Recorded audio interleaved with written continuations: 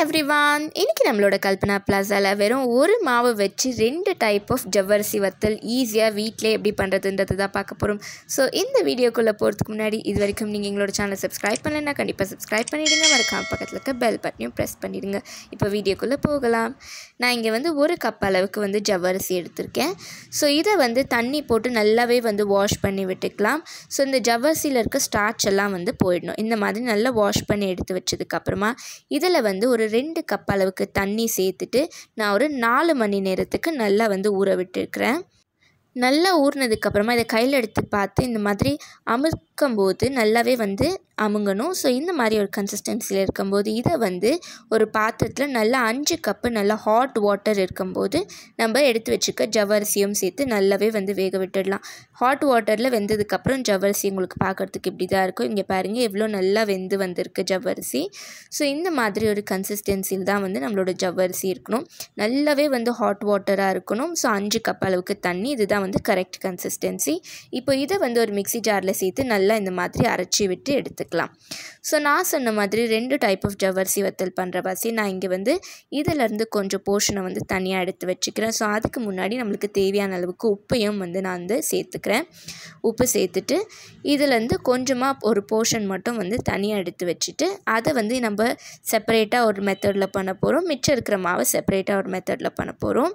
So பாருங்கள் நல்லாவே ஒரு திக்னஸ் இருக்குது நம்மளோட ஜவ்வரிசி மாவுக்கு.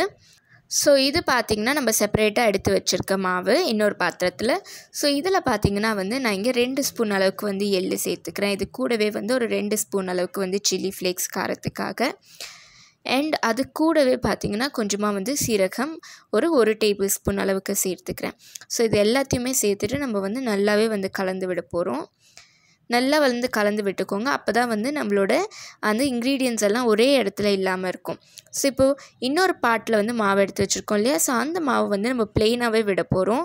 ஸோ இது பார்த்திங்கன்னா உங்களுக்கு நல்லா டிரான்ஸ்பரண்ட்டான ஒரு வத்தல் உங்களுக்கு கிடைக்கும். இது சாப்பிட்றதுக்கு ரொம்பவே டேஸ்ட்டாக இருக்கும். அண்ட் குழந்தைங்களுக்கெல்லாம் நீங்கள் இந்த மாதிரி காரமெல்லாம் சேர்க்காமல் கொடுத்தீங்கன்னா அவங்களுமே ரொம்பவே விரும்பி சாப்பிடுவாங்க. ஸோ இந்த மாவு பாருங்கள் நல்லாவே நம்ம கலந்து விட்டாச்சு. இந்த மாதிரி நல்லாவே கலந்து எடுத்து வச்சுக்கலாம். இதோட திக்னஸ் பாருங்கள் எவ்வளோ கரெக்டாக இருக்குது. இந்த மாதிரி ஒரு திக்னஸ் இருக்கணும் நம்மளோட ஜவ்வரிசிக்கு. இல்லாட்டி ரொம்பவே தண்ணியாக இருந்ததுன்னா நம்மளுக்கு ஊற்றி அதை காய வைக்கிறதுக்கு ரொம்பவே கஷ்டமாக இருக்கும்.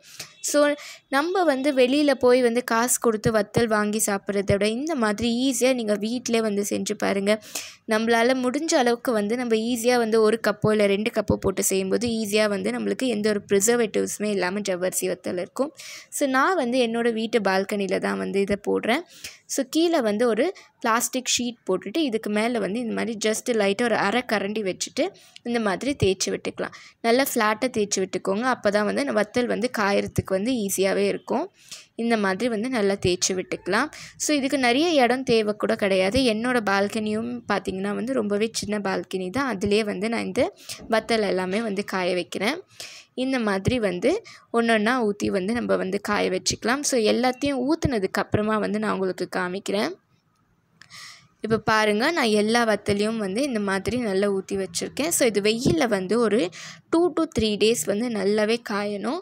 அப்போ தான் நம்மளோட வத்தல் நல்லாவே சூப்பராக இருக்கும், கிறிஸ்பியாக. இப்போ பாருங்கள் நம்மளோட வத்தல் எல்லாம் ரொம்பவே நல்லா காஞ்சிருக்கு. எவ்வளோ டிரான்ஸ்பரண்ட்டாக தெரியுது பாருங்கள். ஸோ இதே மாதிரி நம்ம எடுத்து வச்சுக்க அந்த பிளெயின் வத்தல் இருக்கு இல்லையா, ஸோ அதையுமே நான் உங்களுக்கு காமிக்கிறேன். பாருங்கள் பின்னாடி கை வச்சா எவ்வளோ க்ளீனாக தெரியுது. அந்த அளவுக்கு டிரான்ஸ்பரண்ட்டாகவே இருக்குது நம்மளோட வத்தல் எல்லாம். இதை நீங்கள் பொரிச்சு பாருங்கள், எண்ணெயில் ரொம்பவே கிறிஸ்பியாக இருக்கும்.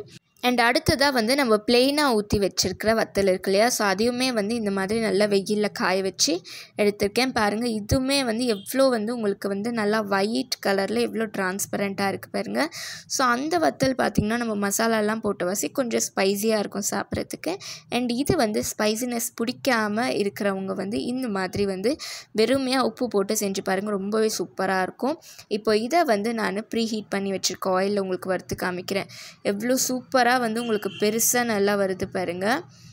பார்க்குறதுக்கு எவ்வளோ சூப்பராக இருக்குது பாருங்கள். ரொம்பவே கிறிஸ்பியாக இருக்கும், டேஸ்ட்டுமே ரொம்ப நல்லாவே இருக்கும். ஸோ இதே மாதிரி நான் உங்களுக்கு வந்து மிச்சம் இருக்கிற வத்தலையும் வந்து வறுத்து காமிக்கிறேன். ரொம்பவே சூப்பராக கிறிஸ்பியாக இருக்கும் இந்த வத்தல். ஸோ நம்ம வந்து வீட்லேயே வந்து ஜஸ்ட்டு 2 to 3 டேஸ்லேயே வந்து நம்மளுக்கு தேவையான எல்லா வத்தலையுமே வந்து நம்ம ரெடி பண்ணி வச்சுக்கலாம். ஸோ நிறைய வெயில் கூட உங்களுக்கு தேவைப்படாது இந்த வத்தல் ரெடி பண்ணுறதுக்கு. ரொம்ப கம்மி வெயில்லையே சின்ன பால்கனிலையுமே வந்து நீங்கள் இதை ஈஸியாக வந்து இந்த வத்தல் ரெசிபி வந்து பண்ணலாம். ஸோ நீங்கள் இதை ட்ரை பண்ணி பாருங்கள். இதுக்கு மேலே கடையில் நீங்கள் வந்து வத்தலே வாங்க மாட்டீங்க. வீட்டிலே வந்து சூப்பராக ரெடி பண்ணி இதை வருஷக்கணக்காக கூட வந்து நீங்கள் ஸ்டோர் பண்ணி வச்சுக்கலாம். கெட்டே போகாது உங்களுக்கு வத்தல் வந்து நல்லாவே வந்து நம்ம காய வைக்கணும். அப்போ தான் வந்து வத்தல் ரொம்பவே கிறிஸ்பியாக வரும். பாருங்கள், இப்போ எல்லா வத்தலுமே வந்து நம்ம சூப்பராக வந்து சுட்டு எடுத்தாச்சு. எவ்வளோ கிறிஸ்பியாக இருக்குது பாருங்கள். டேஸ்ட்டும் வந்து ரொம்பவே யம்மியாக இருக்கும். ஸோ இந்த மாதிரி ஒரு வத்தல் ரெசிபி உங்கள் வீட்டில் நீங்கள் ட்ரை பண்ணி பாருங்கள். இது மட்டும் இல்லைங்க, இதுக்கு முன்னாடி எங்களோட சேனலில் நாங்கள் நிறைய வத்தல் ரெசிபிஸ் அப்லோட் பண்ணியிருக்கோம். இது வரைக்கும் பார்க்காதவங்க கண்டிப்பாக பார்த்துருங்க. இந்த வீடியோ உங்களுக்கு பிடிச்சிருந்ததுன்னா கண்டிப்பாக கல்பனா பிளாஸாக்கு லைக் பண்ணுங்கள், ஷேர் பண்ணுங்கள், சப்ஸ்கிரைப் பண்ணுங்கள், மறக்காமல் கமெண்ட் பண்ணுங்கள். Stay tuned with the channel for our upcoming videos. Love cooking and love eating. Bye.